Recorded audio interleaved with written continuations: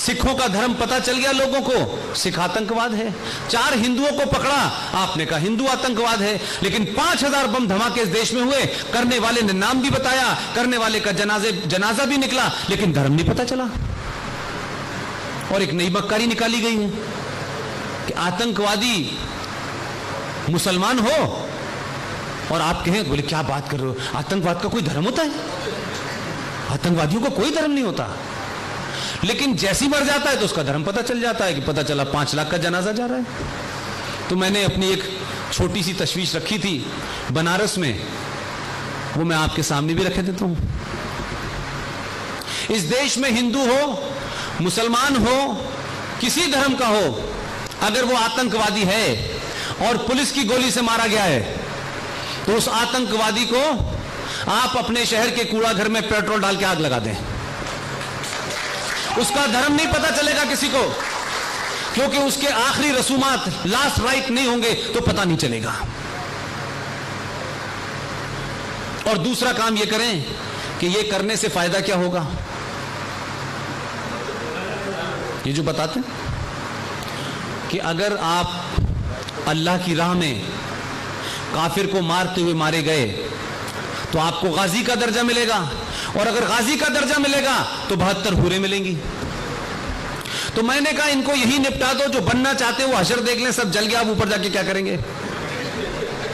तो मेरी तस्वीर को कहा कि पुष्पिन साहब ये तो बड़ी गलत बात है। मैंने कहा या तो ये बोलो या ये बोलो।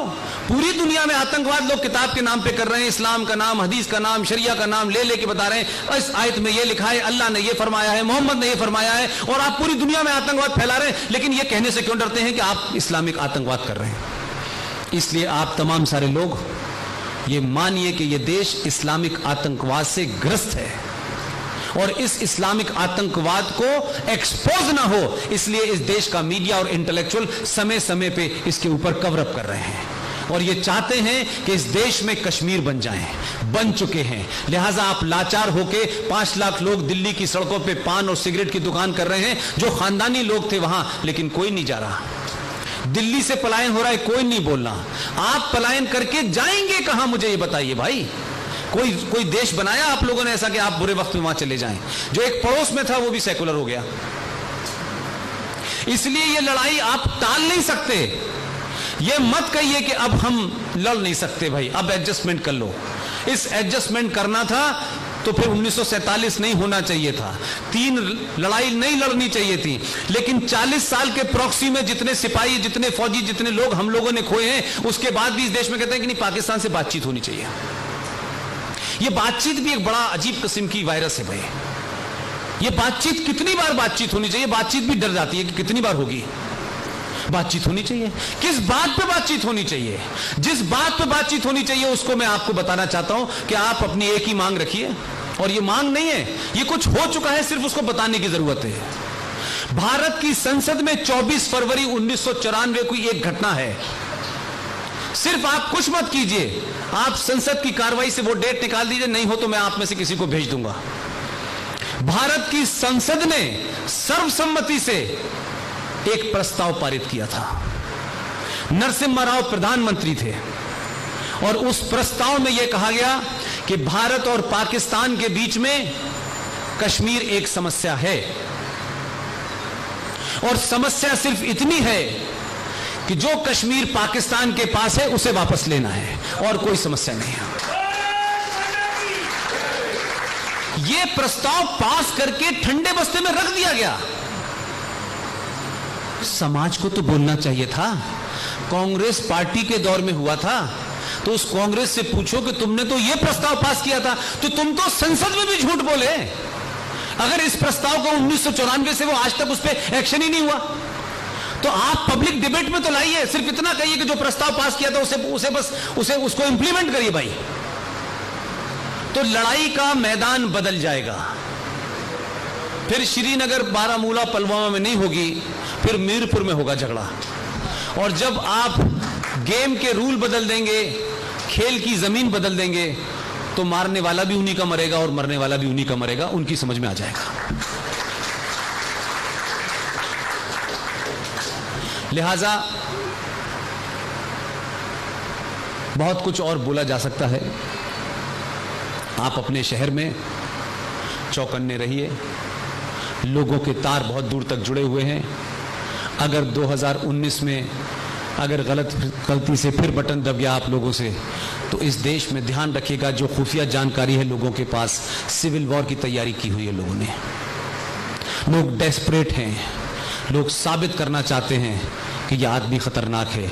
इंटेलेक्चुअल्स अपना काम कर रहे हैं, जो अंदर काम लोग कर रहे हैं वो बहुत खतरनाक हैं। ये ध्यान रखिएगा कि 23 तारीख के बाद ये मुल्क आपका है, आपको याद रखिएगा। इसको सिर्फ ये कह के मत छोड़ दीजिएगा कि आपने सरकार बना दी है, गृह मंत्री आपका है, प्रधानमंत्री ना ना ना ना। गृह मंत्री और प्रधानमंत्री के पीछे आपकी ताकत नहीं होगी, वो ताकत सड़कों पे दिखानी होगी, वो यूट्यूब पे नहीं दिखानी होगी। यूट्यूब का इस्तेमाल सिर्फ इतना ही कीजिए कि आप बैठे बैठे अमेरिका और पुर्तगाल तक अपनी बात भेज सकते हैं, लोगों को जगा सकते हैं, लेकिन सड़क पे जब दिन निकलेंगे ये ध्यान रखिएगा। ये चुनाव आप वोट किसी को दे, मैं फिर भी नहीं कुछ कहूंगा, लेकिन ये चुनाव पानीपत का चौथा युद्ध है। जो 3 युद्धों में गलती की है वो गलती ना हो आपसे, ये भी ध्यान रखिएगा। ये गलती 5 साल के लिए नहीं होगी,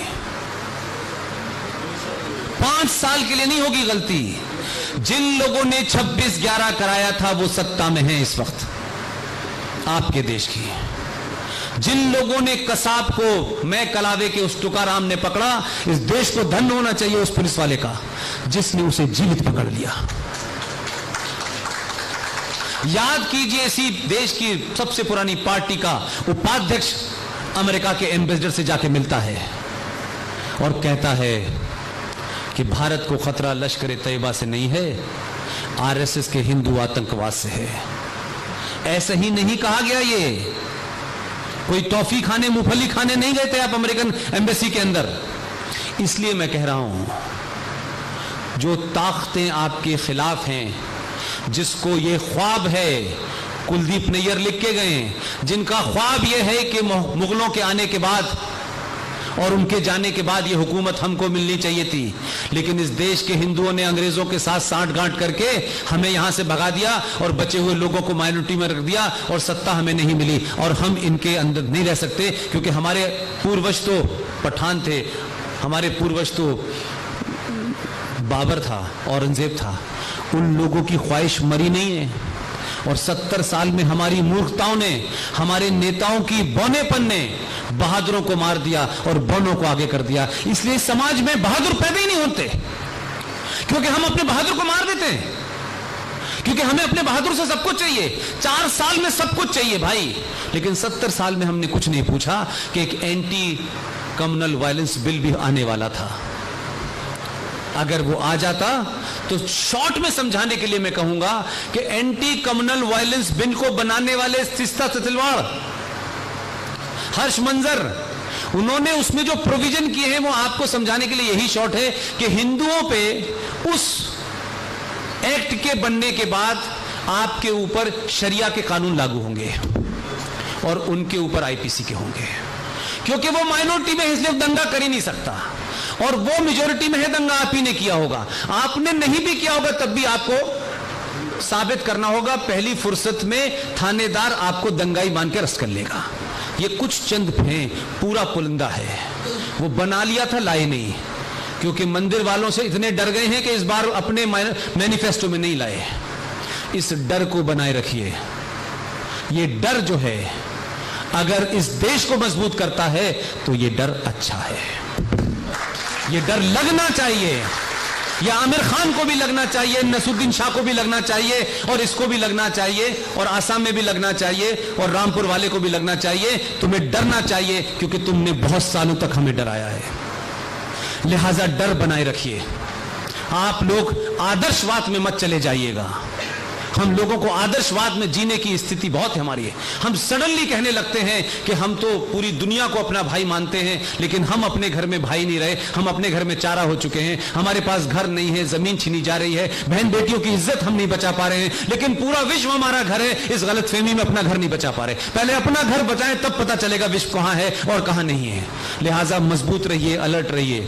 ये राष्ट्र रहेगा तो हम सब लोग रहेंगे।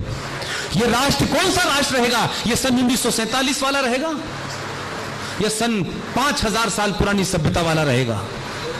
जिन्होंने पूरी दुनिया को सब कुछ दिया, सब कुछ सिखाया।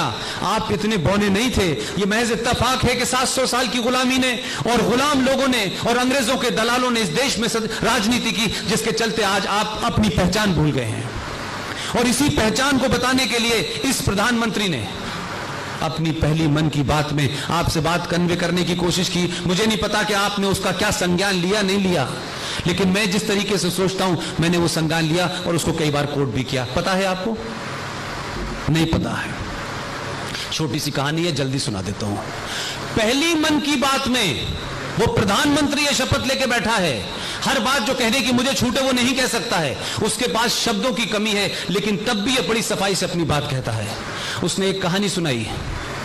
कहानी सिर्फ इतनी थी, एक शेर और शेरनी और उसके 4 बच्चे जंगल में जा रहे थे और जाते जाते रास्ते में उसने देखा कि भेड़ का झुंड आ गया सामने से, क्योंकि शेर की प्रवृत्ति जो होती है वो हमला करके शिकार करने की होती है। शेरनी और शेर हमला करने के लिए आगे भागे, उनके साथ में 3 बच्चे भी आगे भागे। उसने भेड़ का शिकार किया, उसके बाद शिकार करके खा के आगे चले गए। पीछे पलट के देखा नहीं कि 4 बच्चों में से 3 बच्चे उसके आगे निकल गए, एक बच्चा पीछे रह गया। जो बच्चा पीछे रह गया था उसको कुछ पता नहीं था, वो भेड़ों के झुंड में मिल गया और सदियों तक रहते रहते वो अपने आप को भेड़ समझने लगा।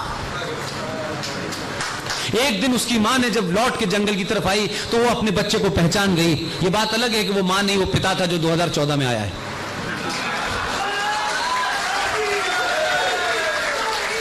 और उस आदमी ने, उस शेर ने जब अपने बच्चे को पहचाना कि ये मेरा बच्चा है, ये यहां भेड़ों के बीच में क्या कर रहा है, तो उसने शेरनी से कहा कि इसे एहसास कराओ जाकर के कि ये मेरा बच्चा है।